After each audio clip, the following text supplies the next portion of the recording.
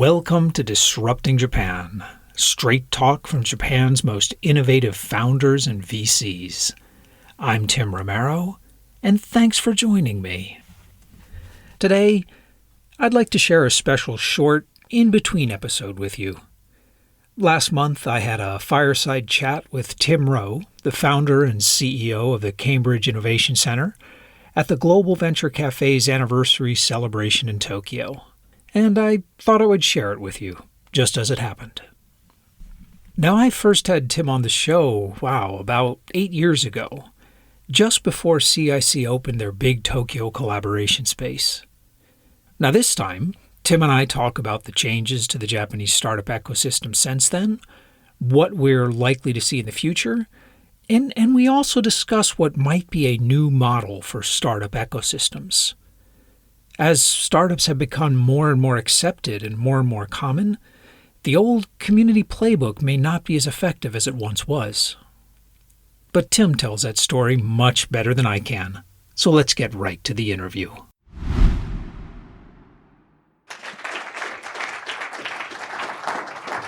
All right. Tim, it is great to be sitting down with you again. And as a bit of background for the audience, you and I, back in 2017, were sitting down over coffee in Tokyo, and you were telling me about your plans to open Venture Cafe and CIC. And I remember asking you, how the hell are you going to fill 6,000 square meters of co-working space in Tokyo? And here we are. Venture Cafe is one of the driving forces in the startup ecosystem. CIC is over capacity. I have never been so delighted to have my doubts proven wrong. So congratulations on that. Thank you, Tim. Glad to be here. Before we dig in, you've got ties to Japan. You've been working with Japan for a long time. So can you tell us a little bit about what was your involvement in Japan in the 90s and forward? Okay, so a bit of background. I'm from Cambridge, Massachusetts. My father was a professor at Harvard. My mother was a professor at MIT. So I'm one of those kids. And I was fortunate to be exposed a bit to the world. My grandmother had spent about a decade in Asia in the 1920s. And she used to teach me kanji when I was little. And so I didn't know much about Asia, but I thought this was really interesting. And I learned later that my great-grandfather arrived in Yokohama in 1919. He was then acting Surgeon General for the United States, and he was on a world trip to kind of build connections and relationships. So we go back a little ways in Asia. My father, when I was in high school, did something that I think all the parents in the room should do. He said, look, you should learn a little bit about the rest of the world. And he said, if you learn Japanese, I'll give you an opportunity to work in my company's Tokyo office for the summer. And I said, okay, deal. And I started studying Japanese. I didn't know the language at all, but it seemed like a cool opportunity. By the way, a generation later, I made the same offer to my oldest child. Actually, I made the offer to all my children, but my oldest child took me up, and he came and worked in Tokyo also when he was 16. Kihara-san, I understand that you did something similar. You were in school in Chicago and in Amsterdam when you were young, and clearly your English reflects that experience. I think all of us should have this opportunity to go out of our usual comfort zone and work in another country and learn about other cultures. But that's my background. So I did a year at Doshisha University later as an exchange student from Amherst College. And then I was fortunate to get a job at Mitsubishi Research Institute, Mitsubishi Soko Kenkyujo, for about 4 years after college. So I've had time now and then in Japan. All right. Well, things have changed a lot, both from the 90s when you were first here and in the past 7 years or so with the Venture Cafe and CIC experience. So before we get into the future of Japan, what sticks out as some of the most significant changes you've seen in the startup ecosystem over the last, say, 7 years? Japan as a country and many of Japanese institutions have really gotten serious about startups, and I would say the last decade. I think the first wave was a lot of the Japanese corporations starting to really embrace working with startups. Before that, it was almost impossible to work with a Japanese company as a startup. If you remember back 15, 20 years, doing business in Japan is typically about your experience, your reputation as a business, and startups kind of by definition have none. And there was an awakening to the fact that, well, that's true. Startups are new and don't have this experience. They can also move faster and be agile and sometimes introduce new technologies that the larger companies have trouble introducing. We see this story in the automotive industry where Honda and General Motors and others could make an electric car, but they could never quite figure out how to make a market for electric cars. And then it took a startup, Tesla, to come in and say, okay, we're going to really seriously make a market. And that happened, and later others followed. So there's this recognition that I think emerged that startups can do things that companies, 10,000 times their size can't. And that's exciting. And so the doors started to open. More recently, I think the Japanese government started to really lean in and say, how can we support, what can we do? How can we support this part of the economy? Hey, Michael, how are you? We have an expert in the office, in the room, Michael Kusumano, professor at MIT, who has been writing and teaching about this for decades longer than I have. So later you should get a chance to hear from him on this. But so that started to happen. But I really need to say here, Tim, that there's a history before all this that I don't want us to forget. If you go back to Japan in the post-war era, Japan was one of the most productive startup economies in the world. And if you look at the results of that today, all you need to do is look at the percentage of the Russell 2000, most successful companies in the world that are from Japan, and you'll see that percentage is roughly tied with the United States when you adjust for population.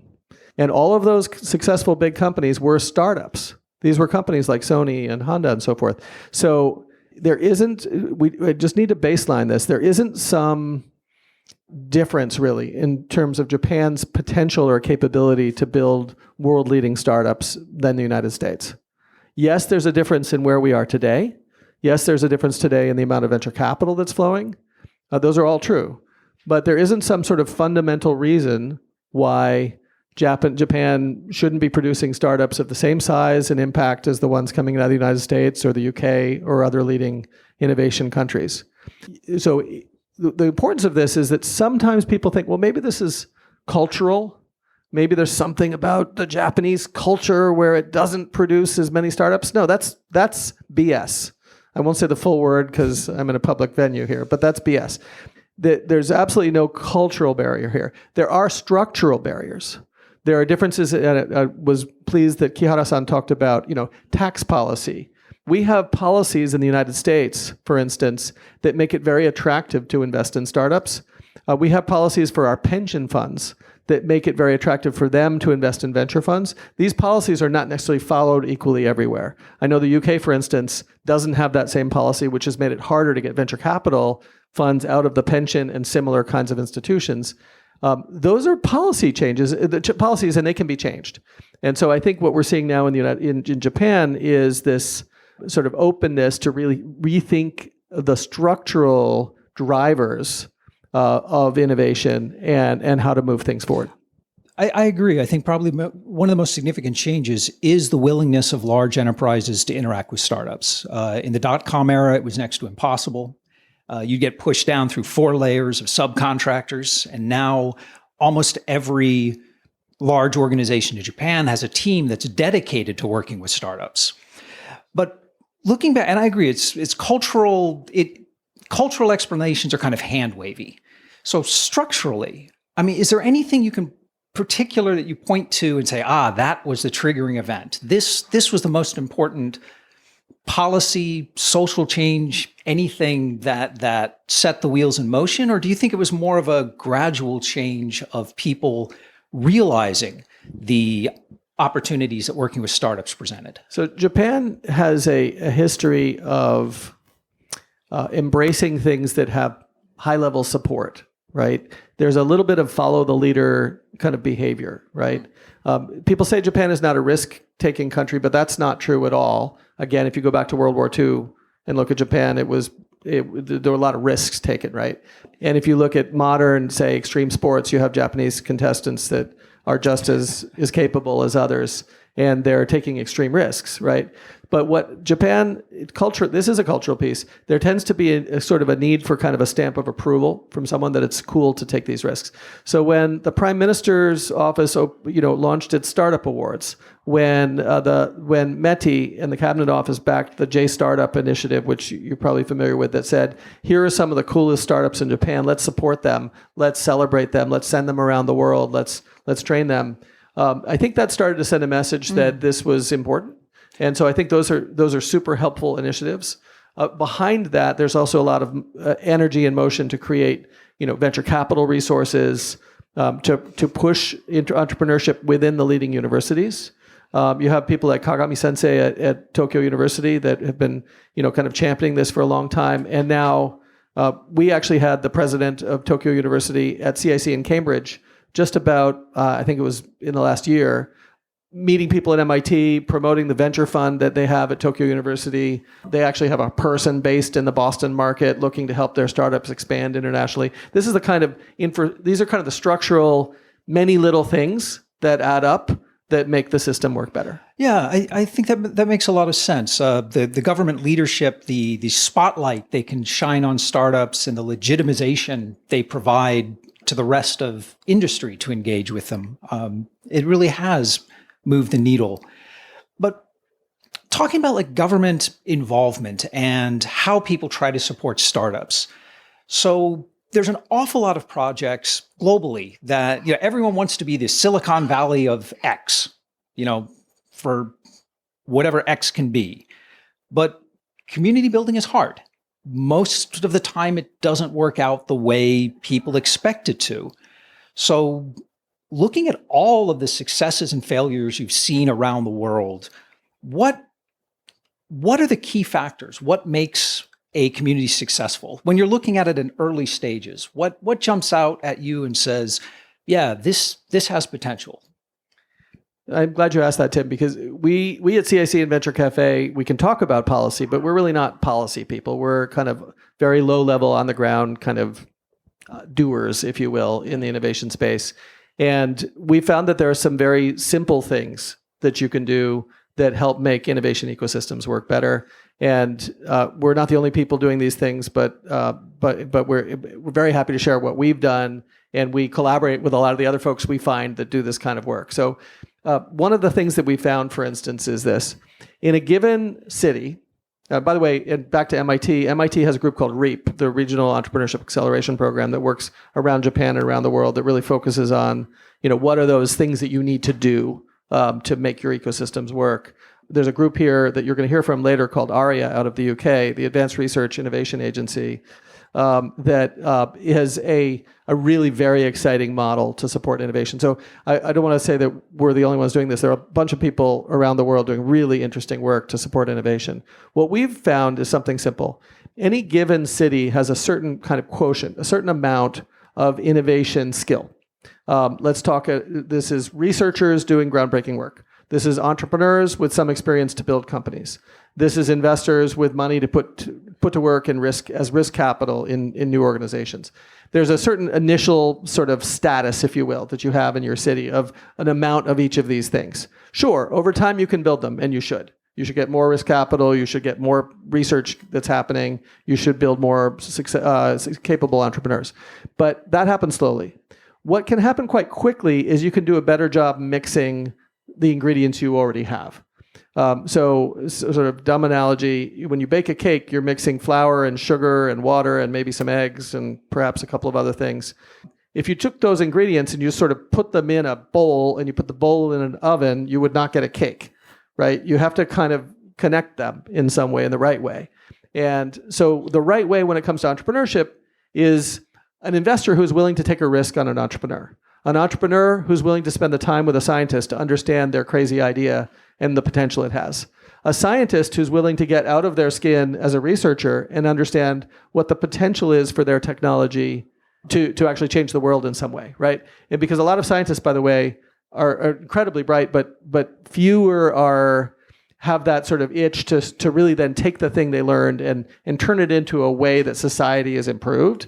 And I'd like to see more of that. But that mixing, if you will, of these ingredients you have That's a thing that historically we have put less effort into as a society.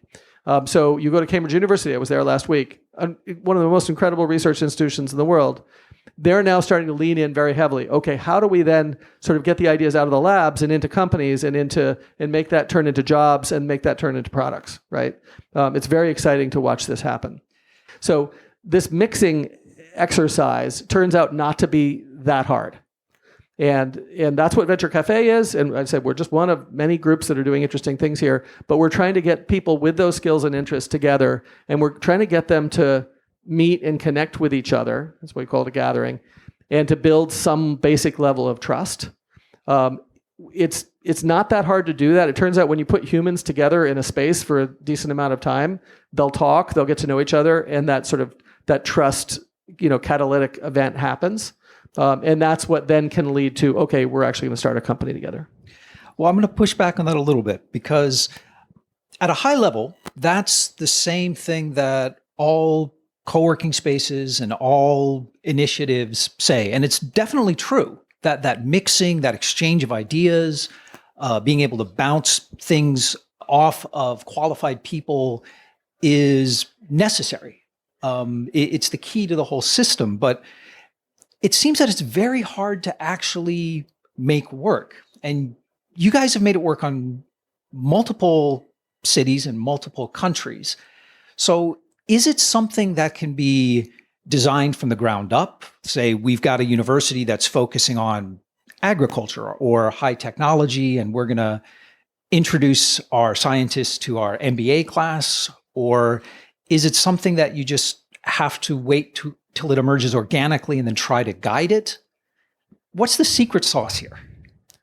So I think there are many ways to do this, and I encourage everyone to do it their own way, and they'll discover, kind of what works for them or in their community.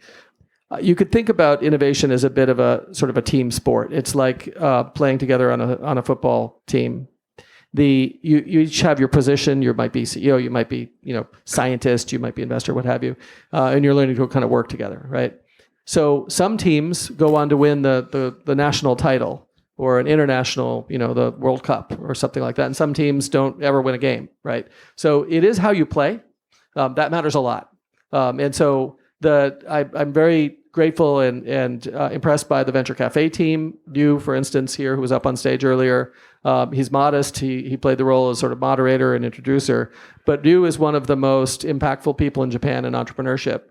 He's getting people to connect, right? And that's like being a great athlete. So I think you can train great athletes. You can have an approach to it, but I also think it's okay to have lots of different approaches and see what works best. And I think we've been fortunate that our particular approach has been, as you say, very successful in a number of places around the world.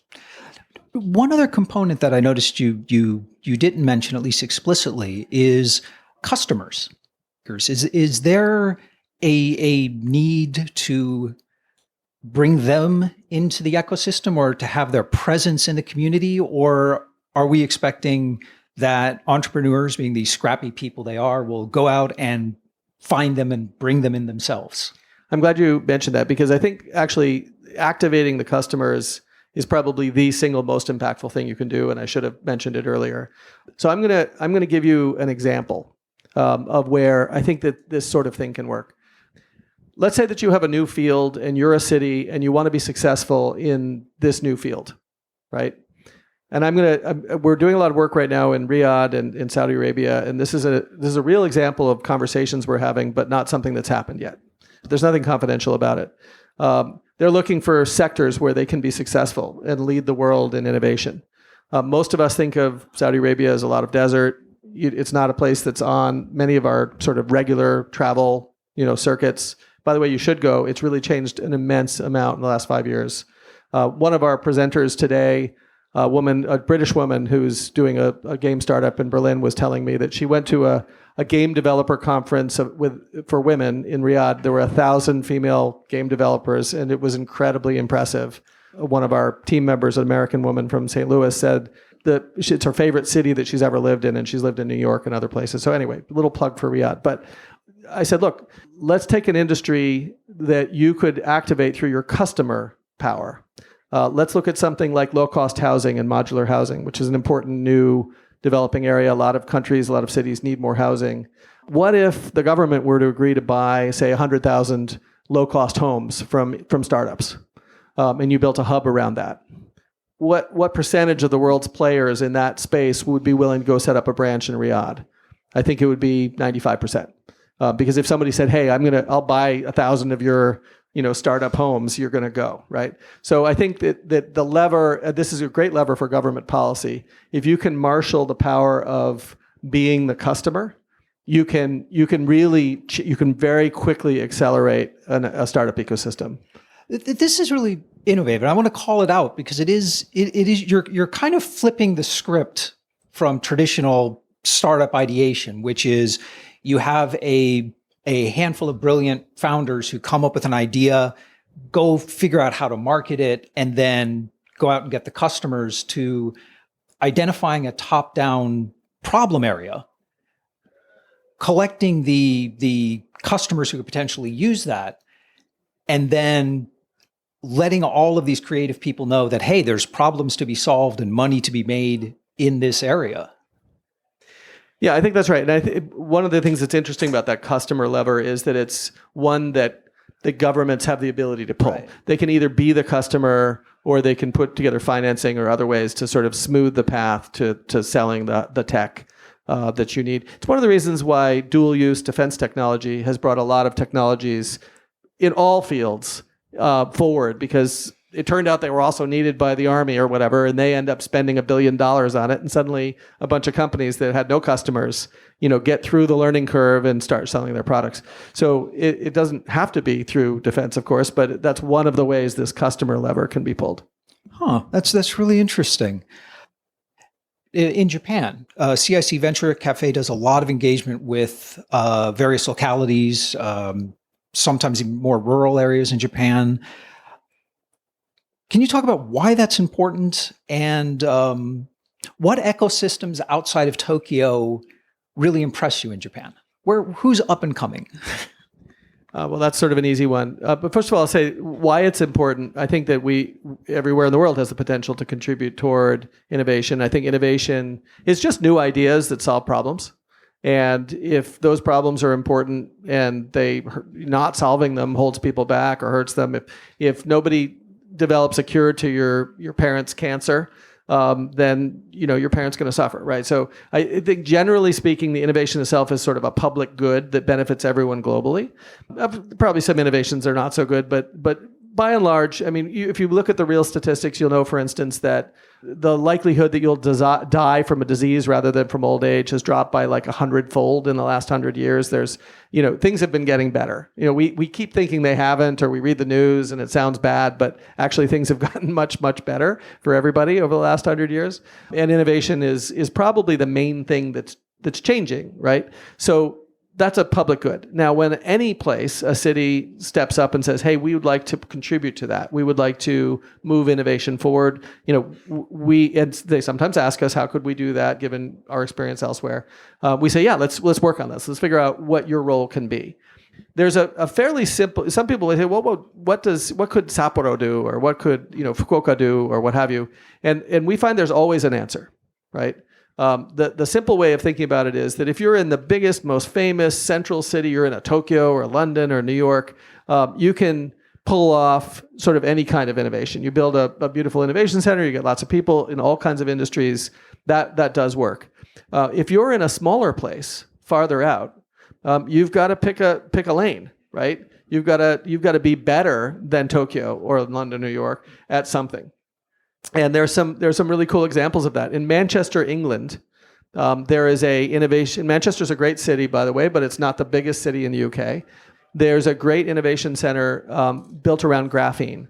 Graphene is a two-dimensional lattice of carbon atoms that lock together and create a superconducting surface. It's also a super slippery surface. They put it on competing boats. If you put it on the hull of your boat, your boat will slide faster through the water. There's all kinds of uses of graphene. And yet it's really hard to work with. It's hard to make, it's hard to move, it's hard to apply.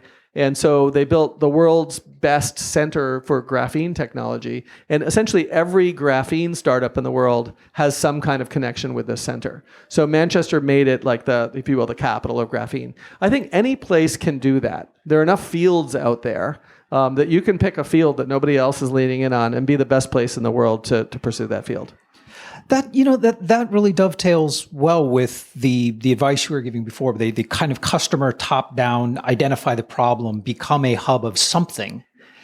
Is this, I mean, thinking back, like even when you were establishing CIC, I think innovation needs some distance from power. I mean, you were setting it up in Boston. You didn't set it up in New York or San Francisco or Chicago. And actually, I guess even San Francisco in the early days was a suburb of a second-tier city back in the 60s and 70s. Which should give us all hope, right? Because it means that anywhere can become a San Francisco. But is entrepreneurship so common and well understood these days that the general hubs will be restricted to big cities and we'll see more specialized hubs in regional areas? Is that kind of the future? I think it's just a fast way to get going if you're not currently the biggest city, right? Anyone can become a San Francisco, but it's going to take some time, and you're going to have to follow your own path, not their path. But the fact that, I mean, we didn't even have venture capital until the 1960s, right? The first venture capital fund was supposedly in Boston. It was the head of the MIT, is the president of MIT and the head of the Harvard Business School and some dude, and they got together and they created a fund, right? Like this stuff it's moving very fast. The first smartphone was in 2007, right? And it's changed all our lives and everyone in the room has one, right? So this stuff moves really fast. Don't assume that what was there before is what's going to matter in the future. We're just kind of taking a shortcut and saying, look, if you're Manchester and you want to beat London or New York or Tokyo, pick something and be better at it than them. It's that simple. And then eventually Manchester may become something entirely different, right? It'll move from that to who knows what. All right. Looking forward, so Japan's come a long way in the last 20 years for sure. What do you see as the most important challenge ahead for Tokyo, for Japan's innovation and startup ecosystem? I think it's actually really clear. So you can't be globally successful as a business and not be global. That's obvious. And if you're the best business in a category in just Japan, you're probably going to get beaten out by somebody who is the best business in that category globally, right? You can't be the best coffee shop chain in Japan and win. In the long run, the Starbucks is going to have more clout for reasons that are a little unclear because it's just coffee. But yeah, they look how well they've done in Japan, right? So for any Japanese company to be globally successful, to be successful, it has to figure out how to do that thing everywhere. And Sony knew that, and Honda knew that, but recent startups in Japan seem to kind of forget that, right? So you got to do that. But young Japanese's English is actually worse than a generation before them. If I talk to senior executives at a Japanese company, their English is better than the junior executives, right? Kihara-san, fantastic English. That's less common in the next generation, right? So this is a very simple one, but I think Japan has to rethink how it teaches global skills, starting with language. I know it's not popular to talk about katakana eigo, but we still teach English here using Japanese script, and it comes out sounding like Japanese. If you go to Korea, their English is excellent. You go to China, their English is excellent. So I think Japan needs to rethink how it runs its education system in this area. And I know it's not popular to say that, but I think it's one of the foundational things Japan needs to do. All right. Well, Tim, it was great catching up with you again. Congratulations again, and thanks for a really insightful commentary on where we are and where we're going. Thank you.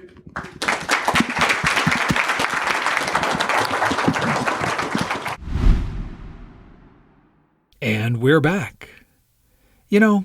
It's always good to catch up with old friends, and I'm glad that you could join me for it. But most of all, thanks for listening. And thank you for letting people interested in Japanese startups and VCs know about the show. I'm Tim Romero, and thanks for listening to Disrupting Japan.